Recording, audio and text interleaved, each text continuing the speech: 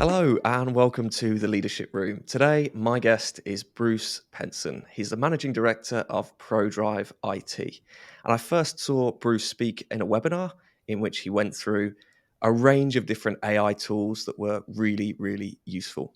So welcome to the podcast, Bruce. Thank you, Rich. Tell me a little bit about ProDrive IT. Yeah, so we're what's known as an IT managed service provider in the industry, but to everyone else, we help accountants, lawyers, and financial services firms manage and look after their IT. So that's everything from IT support, cybersecurity, obviously, but most importantly, helping our clients put together strategic IT roadmaps so they're getting the most out of the technology. Rather than just it being something, that kind of keeps the lights on. Okay, fantastic. And one of the things I really wanted to talk to you about today was your 9-day working fortnight. So tell me a little bit about that. Yeah, so we started with it on this journey a little while ago now, probably two and a half years ago. So it was a period when we were post-COVID, when a few things were happening. So firstly, there was a lot of pressure on our team because people's view of technology had changed an awful lot. So I'm sure everyone listening will remember that time where we're all sent home and suddenly it was like, well, we need the technology to work. We need to be able to do video meetings, everything's got to be accessible remotely and all that kind of stuff. So there's huge pressure on IT companies like us to try and get all their staff working that way, but also sort of maintain that. Secondly, there was the sort of cost of living crisis was starting to develop. People were obviously under pressure, particularly from energy bills, that kind of stuff. Another factor as well was that there was, because of the kind of explosion in the tech sector, it was very difficult to kind of hire and retain people at that time, and there was lots of PE money being sunk into the sector, hiring managers, open checkbooks, all that kind of stuff. So people trying to poach your staff, and if you're hiring staff, it was a lot more difficult to do. So we're kind of looking at all these things and trying to work out what we can do to, make ProDrive stand out as a attractive place to work, if you like. It was anyway, but we wanted to enhance that. We wanted to look after our staff with the cost of living crisis and everything else that was going on and the pressure that they were under. And we were, myself and one of my business partners, who read about that there were some trials for a 4-day working week going on. And we thought, okay, what's this interesting? Let's kind of look into this a bit more. At the same time, I was reading a book called Drive, which it talks about people's sort of motivations at work, that kind of stuff, and how it's now going towards, away from just sort of compensation, but more towards, their kind of enjoyment of the job, I guess, if you like, and that's the sort of primary thing. So we kind of looked at all that and thought, well, why can't we do something a bit different? And we started off just doing a kind of, it was really a sort of half a day off every other week. But what we said to the team is that we had a goal to go further with that. What we're good at doing in the tech sector is monitoring kind of the KPIs around our business, so our efficiency, output, the amount of time people are working, profitability, all that kind of stuff.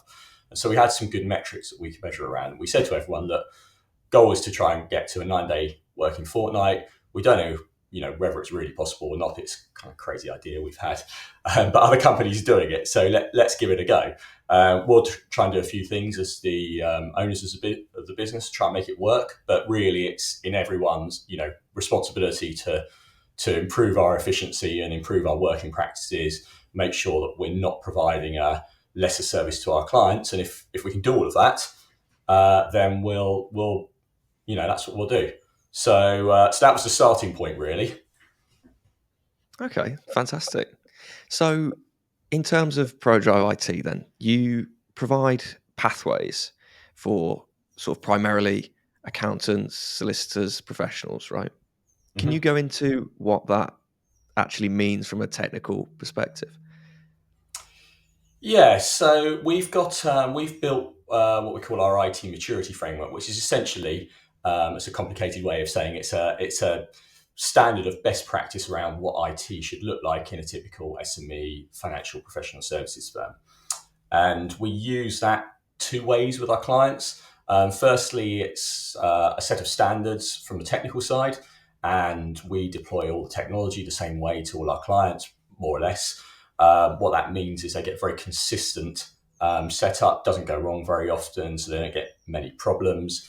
A lot of our clients have got kind of expensive fee earning staff on their books, and even if problems get fixed quickly, it's still it's still a quite high cost to them. So one aim was to try and stop problems happening in the first place. The other side of it is it doesn't just cover the technical side of IT; it covers compliance, so policies and procedures, budgeting, um, all kind of best practice processes that you should have internally if you're going to use technology really well. And having this framework allows us to translate some of that sort of complex technical stuff into business outcomes, so usually risks and opportunities for our clients. And typically our clients, they don't really have any internal IT people.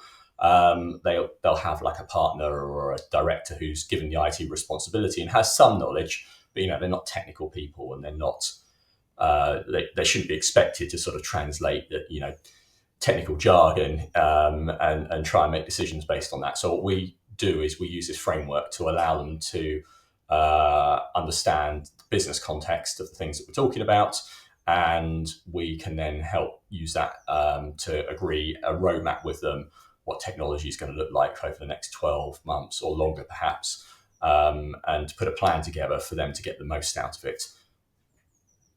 Okay. Sorry, I said pathways, I meant roadmap. That's all right. Absolutely. Okay. So, what do you think are some of the biggest challenges facing both your sector and accountants and solicitors when it comes to tech at the moment? Well, obviously, there's been quite a lot going on the past few days, which I think most people will consider some kind of challenge.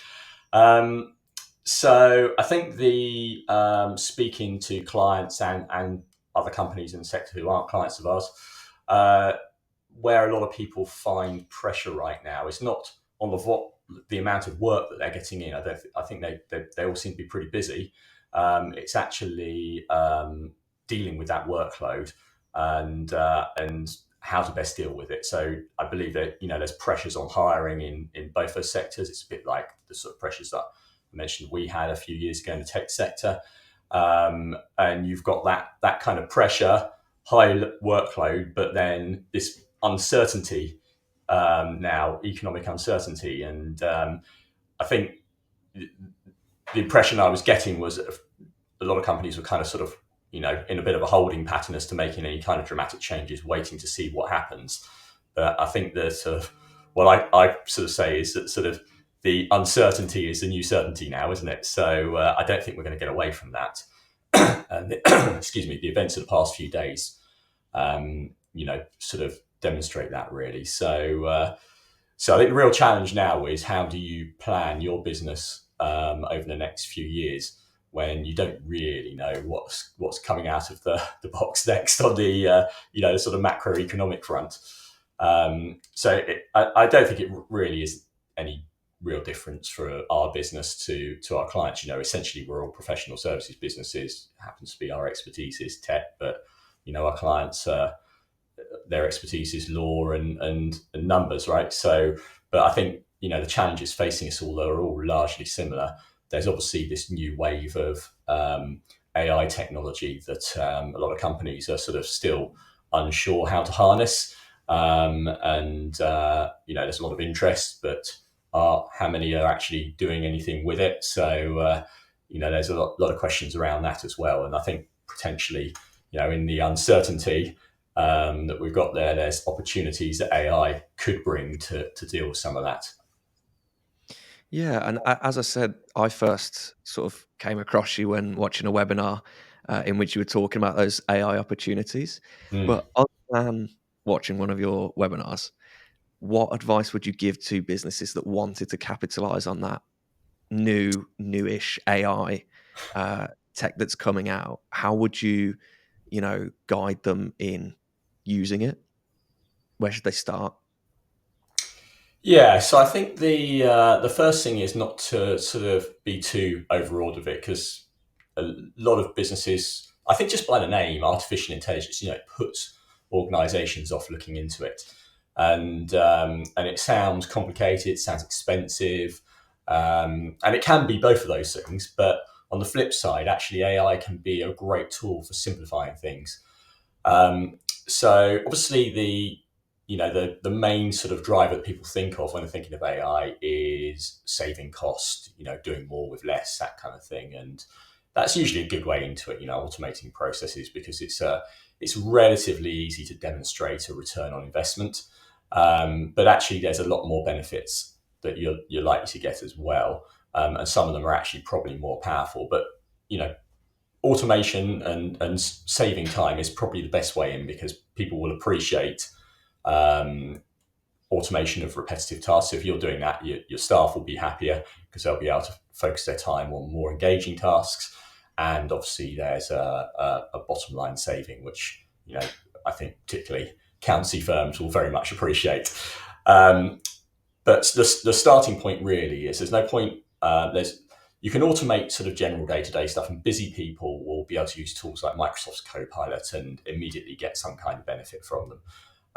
But in general, the bigger organizational picture, if you're looking at automating business processes, then the first point is to make sure you've got your business processes really, really well documented first.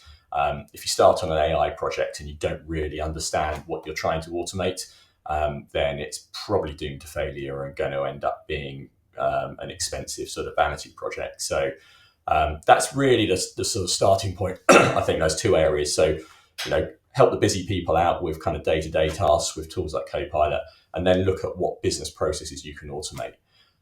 There's also a lot of application providers, business application providers. So, for law firms, this could be case management systems. Accounting firms, it could be audit or tax systems.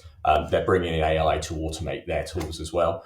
It's a fairly sort of straightforward way of getting into it, because the AI will be built, within the processes you're working in those tools. What we are seeing at the moment, though, is some of those AI add-ins do have quite a high cost to them. So you've got to be really sure that you're going to get a return on investment when doing it. Okay, fantastic. As you know, this podcast is called The Leadership Room. So if it's all right with you, can we go into a little bit about your leadership and your kind of career journey? So how would you describe your kind of leadership style? I know we talked about the 9-day working fortnight, which I think is really interesting, but Mm. how do you lead the team at ProDrive? Yeah, that's a good question. So what we like to do at ProDrive is to try and get everyone involved in the running and the direction of the business. It's not easy to achieve, and it's something that we're still sort of working on. Really, we do all the time, but I want people to be able to make decisions and feel empowered in the work that they're doing. And I think if you can do that, people enjoy their job more. They're and they're going to be more aligned with the goals of the business as well, and having a more aligned team is better for the overall performance of the business, and gives a better service to clients as well. So I'm really keen to try and have my team involved as much as possible. We're just doing our quarterly meeting at the moment, so we do that in two parts. We've just done the leadership team yesterday, but then we involve the rest of the team in putting together our sort of strategic goals for the quarter, and we're doing that later this week. And I think it's really important. I know not everyone can get involved at the same kind of level, but if everyone's got some kind of feeling of involvement in what we're doing, then I think that creates a better environment really for the sort of business that we are. So where can people find more information about you, Bruce? So you can find me on LinkedIn. If you search Bruce Penson, there's not too many of them around, so you'll probably get me at the top of your search. Also, you can email me. So my email address is bruce.penson@prodriveit.co.uk. And if you want to get in touch with ProDrive, it's prodriveit.co.uk is the website. So they're the best ways to contact us. We also have a YouTube channel as well. You'll find us, again, if you search for ProDrive IT on YouTube, you'll find us. There's lots of very short sort of how-to demos on various bits of AI technology on there, which might be interesting. Brilliant. Thank you very much, Bruce. Cheers.